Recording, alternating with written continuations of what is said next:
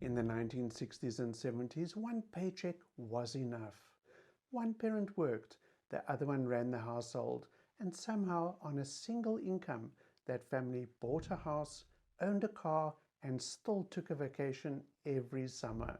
Today, it takes two full-time incomes just to keep the lights on, and most families still can't afford the things their parents had on one.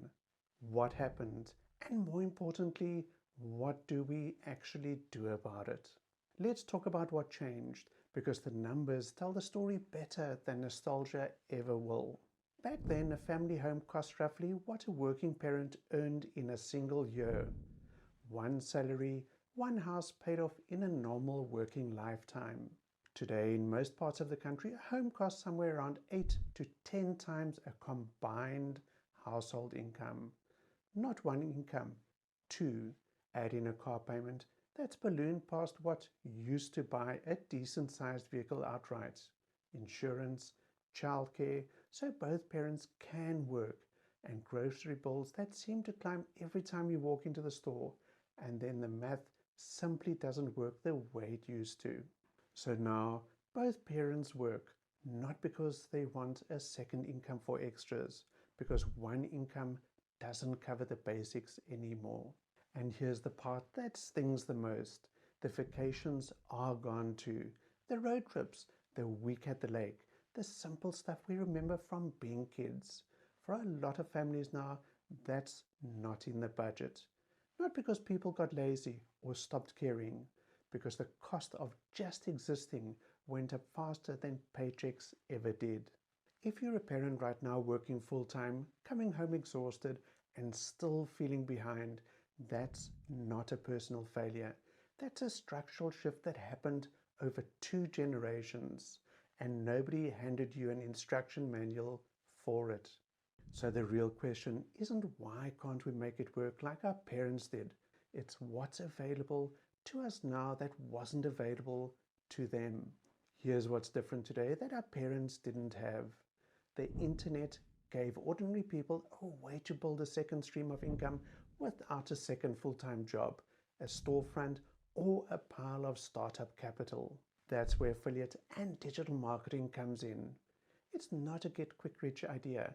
It's not a replacement for financial discipline.